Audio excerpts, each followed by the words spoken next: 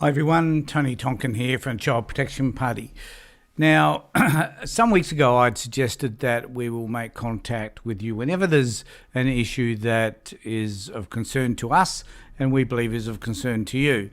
Now, it was reported today in the Advertiser and the Daily and a few other papers that the number of kids that have been placed in care in this state, in South Australia, has increased considerably.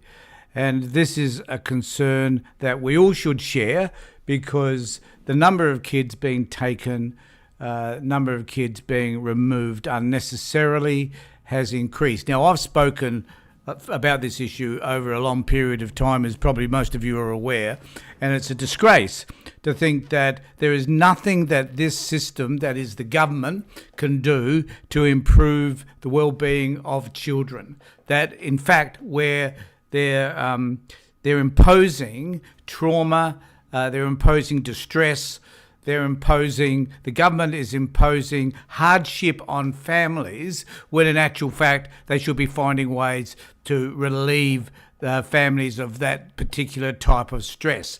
Now, we know that there are issues around domestic violence and there's issues around mental health and drug and alcohol abuse, all that sort of stuff. We get all of that, but it appears to me that the government is doing nothing in order to assist these families so that they can mitigate against children being removed. And the evidence is now being shown to all of us that kids are being removed at alarming rates in this country. Not just South Australia. I'm sure that these figures that we get from SA apply right across our country. And it's distressing. It's distressing at a number of levels because we know that Indigenous kids are being removed at an unbelievable rate, and that nothing is done to be able to facilitate change within those communities so that children could remain with their families, which is really important to our First Nation people. We're also seeing a whole host of removals amongst kids in general, and this is a disgrace. And it's about time you and I got together to work out ways by which governments can understand what the problem is and to resolve it. Now, you may remember on Sunday night, I did a live feed in relation to Jay Weatherall's statements about the botched child protection system that he had in place when he was here, when he was Premier in South Australia. Fabulous that he'd admitted to that. But the problem is that this problem still exists, and that not only does it exist, but it's getting worse. And we need to find ways to address it. Now, we at CPP have been suggesting many different ways over a period of time. And as I said on Sunday night, we actually do know what the solutions to this problem is. Number one, I think here in South Australia, we need to... I don't think it matters about Rachel Sanderson. I keep wanting to say perhaps she needs to be sacked. I don't think it matters who they had in place. Rachel, whether it be the opposition spokesperson, whose name I just can't remember at the moment, it doesn't matter who it is. The problem is that they don't understand what the problem is in the first place. They do understand that we need to put services in place for early intervention. We get that, but they don't put enough services in place. There is still not enough funding for mental well-being. There's not enough funding for family violence centres. There's not enough funding to help children deal with the trauma that sits in their lives in terms of counselling services. There's lack of funding there. But more importantly, there's a lack of will. They do not have the will to be able to resolve this particular problem, and we all should be concerned about it. It concerns me that so few people are interested in the fact that many children, over 4,600 children, have been taken away from their families. And that as a community, we sit back and we ignore this. We don't seem to worry about it. We seem to worry more about this poor kid, the Smith kid that was taken in WA, and the fact that she's gone missing and where in the hell is she. The point is we know where all these kids are, but we are unable to address the issue simply because we don't have the will to be able to do so. And I want to bring us to the article that shouldn't be there. That's the wrong one. Not there either. That's the one. That's lack of planning. But this number of children in state care surges to 4,646, the report reveals. And I'll just go through aspects of this report. And when I was reading it, I realised I highlighted almost all of it. But I'll read it to you just in case you haven't seen it. The number of children in state care has surged to 4,646 this year, up by almost 300 compared to 2020. Latest statistics show. So ostensibly, one extra child per day is taken than what was recorded in 2020. The Auditor General's report in the Child Protection Department has also revealed the average cost of care per child per year has shot up from $68,400 in 2020 to $72,000. Now, I just want to make a statement about this, and that is that if just imagine for a moment if you were able to use that amount of money to put back into families who needed it. So if a family that was really struggling had $68,000 that they could use to help them parent these kids better, or to provide additional service for the parents as they're escaping domestic violence, or to help them manage their mental well-being, or drug and alcohol use, whatever it is. Can you imagine if we were able to use that money that they're now pouring into these kids? Now this is without, so this is on average, I guess. But when we look at services such as residential care and the amount of money, which is hundreds of thousands of dollars, are poured into residential care facilities, and each child costs multiple hundreds of thousands of dollars to maintain within those facilities. And there still are some. We at the Child Protection Party think they all should be just dispensed with. But if that money, so the amount of money that they're using is not enough. Sorry, I'll correct that. The amount of money that is being spent on each child could be re-spent on working with families in order for them to maintain their kids. And, you know, one of the problem that needs to be resolved is the way social workers and caseworkers work in this space. We know that. Most people that have worked there, most of the people that I associate with, the social workers, know that as well. Yet nothing is ever done to improve the way social workers work. And look, I tell you what, we never have conversations with social workers through the CPP about what their experiences are working within this system, because people who have left are reluctant to talk about it. And of course, people that are there validate or argue that this system is working for kids, when we can clearly see that it isn't. So we need those people to come forward and talk to us about what is happening within the system so that we could get some first-hand knowledge. We know what's happening because we hear what the parents and the kids are saying, but we need people that have got the professional background to come forward and talk about it as well. And so the Auditor General report in Child Protection produces those sorts of figures that we just talked about. And while the number of wards of the state has swelled by 33%, or 1,162 children over the past 5 years, so here we are. So it's increasing at 33%. And I often think if we look at that exponentially, eventually all kids are going to be in care, because something's got to give at the end of the day for this to decrease.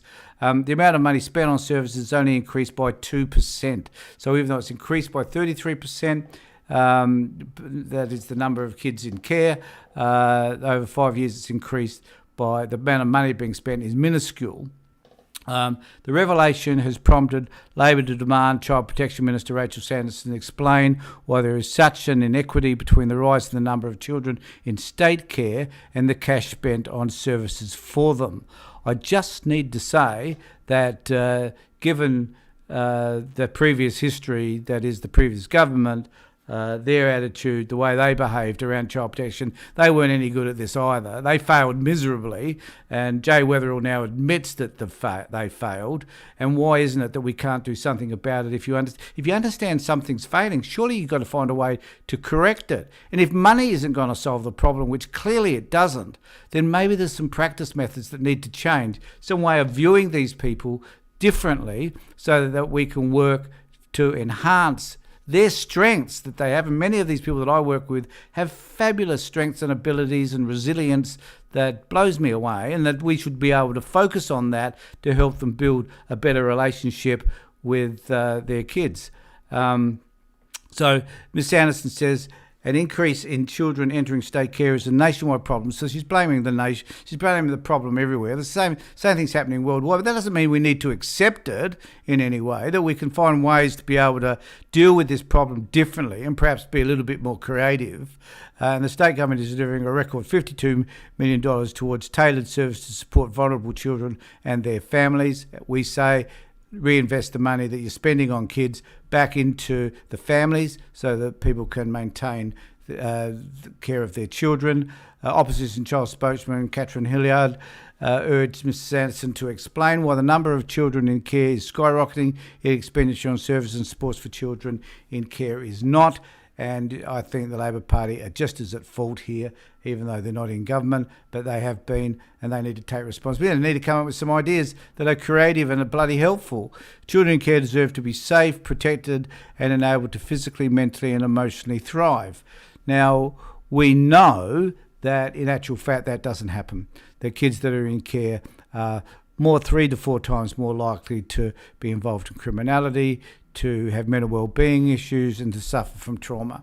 And that the system itself does nothing to correct any of that and to enhance the well-being of kids. So the best solution always has been, always will be, and all the professionals agree with that, is to keep kids where possible within their families. But they don't. And we need to ask the question, why is that? Probably it's because that the system itself is a business, and there are so many people, social workers, NGOs and others who are dependent upon kids being taken from their families. Ms Anderson hit back, saying Labor's track record in child protection was disgraceful. She's not wrong, but there again, so's her record, and the opposition leader Peter Malinauskas had not put one positive idea forward in more than 3 years. Now, I must confess though, Rachel, neither of you failed miserably in this area. The statistics prove that. 4,600 kids in care, an increase of $300 more kids in the last financial year. That's a disgrace. You ought to be embarrassed. She goes on to say, we won't apologise for intervening to keep children and young people safe from abuse. That is an absolute load of crap, because there are many families that we work with at CPP and other organisations work with where we know that those children should be returned to their families and shouldn't have been taken from them in the first place. Issues needed to be sorted out, granted, but at the end of the day, those children should have remained within their families. So it's just an issue that really gets under my skin, that we never see progressive change in this area. And it's woeful that at the end of the day we don't find creative solutions for this problem. And I think I said on Sunday night that if they just chose to have a conversation with us, we'd tell them how to resolve the problem. But that almost seems impossible, because firstly, they don't want to talk to someone like a political party and a social worker like myself and other people. They don't want to talk to stakeholders. They don't want to talk to parents. They don't want to talk to kids that will be able to tell them what is wrong with the system. And as I said on Sunday, the issue is that people do not engage with the families, with the parents generally, that they ignore them, they categorise them, place them into boxes, consider them to be hopeless, useless parents.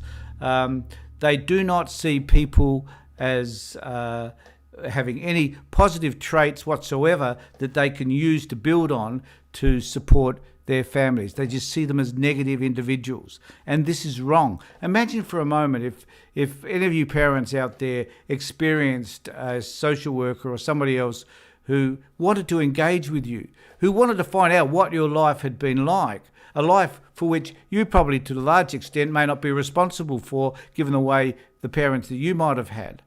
And what sort of help would you have liked that would have would have helped you to better manage your life? What would that have looked like? These are things that are vitally important. They're simple questions, but for some reason, the department workers are not able to ask them. I meet very few. It doesn't say there are none. So any social workers out there pulling out their hair about anything that I'm saying, forgive me, because I know that there are some, but the majority, and this is a fact, the majority do not understand how to work with families that have got certain issues. And I often think of young social workers who work with families where there's domestic violence. Never had any experience around working around DV, often feel intimidated by usually the men within those relationships where there is violence, and find difficult to be able to relate to them or to have conversations with them that are helpful, because they themselves are afraid most of the time, for no reason whatsoever, apart from the fact that someone has been labelled as violent. I know of one particular family where the department just refuses to negotiate or even speak to the male concerned. Lovely bloke, spend a lot of time with him myself, but the department will not speak to him because they believe that he's violent, which he isn't. So these are the issues. They're simple issues as far as I can tell, but we need to find a way to resolve them. So if you've got any comments to make, Lovely Mink says they don't care about the kids, and they don't. They say they do, and they say that, they're acting in the best interest of the children. I get really distressed whenever I hear that because I don't believe that they are. I think more of it is about their own self-interests, maintaining their job, maintaining the status quo, making sure that they're doing things that fit in with the organisation and the way they work and the supervisors and managers and how they want to present. That's what they're interested in. They're not necessarily interested in their own stuff. So JJ's back on board. The money carers get for shopping, they only spend half of the children, and the other half they spend on their own shopping. Oh, that's interesting. JJ, we need to let the department know that someone within the department's wasting the money. Send the children home where possible and put supports for their families. Stop tearing families apart. Couldn't have agreed more, Deb. And Deb has to go. Sorry about that, Deb. Follows, what was that? Tara Zims, the system needs to be reformed. A separate salary for the foster carers, another fund could be deposited in separate accounts so the social worker can make sure it's spent for the children needs only. And, the other issue is, increase the benefits for those people that are looking after the kids, foster parents and kinship carers in particular. Particularly those that are generally in informal care. So, look, this is the issue. The issue is that there's so many kids now going into care, and we need to do something about stopping it. The best way that you can become a part of any of that is to join the Child Protection Party, contribute to us, help us to be able to have a voice. This is our only voice. This is the only way we get our messages out there. We have no money really, so it's really difficult to be able to advertise and promote what it is that we do. And just remember, we're interested in working with kids. Sorry, I'll reframe that. We're interested in looking at all issues that impact kids, including school bullying, mental health for kids, education processes. The whole bit is what CPP is interested in, even though we tend to have most of our conversations here around the child protection system because that's a grievous situation and we need to do something about it. So join with us at CPP, and if you happen to be watching this on YouTube, could you please subscribe to our channel, ring the bell. If you like this, tick the like, thumbs up, and let us know what you think about anything that we could do. Let us engage with us, have a conversation with us about things you think that we could do that are helpful. Get involved with us on tomorrow night. We've got an open forum that's available. Just go to our Facebook page, you'll find out more details about that, and get engaged with us so that we can help you. This is why we're here. We all do this. We're not paid for any of this. We do this because we care about kids and we care about you as parents and how this is impacting you. We're also putting together a whole host of videos, which I've talked about before, which we're uploading to Facebook and to YouTube, which are interviews with parents talking about their experiences of the department. So get involved as much as you can. And let us know how you would like to get involved. We had someone contact us recently from interstate who said that they would like to get involved as a candidate. And we're pretty excited about that because finding people to be able to stand in elections is very vitally important because that's where we're going to make the difference, to be able to challenge the status quo. Can you imagine if we're in Parliament now and we'll be able to review some of this stuff that's come out from the Auditor General, for example, here in South Australia, and any other issues that may occur in relation to child protection and kids in general? We would be able to have a voice and be able to make the significant changes that are required. But sitting back on Facebook and YouTube and doing what we're doing doesn't get us there at the moment. But we're hoping that we'll be able to garner your support to be able to help us to achieve what it is that we need to achieve. So I just want to thank everybody for being with me. Take care of yourself, look after yourself, and be safe.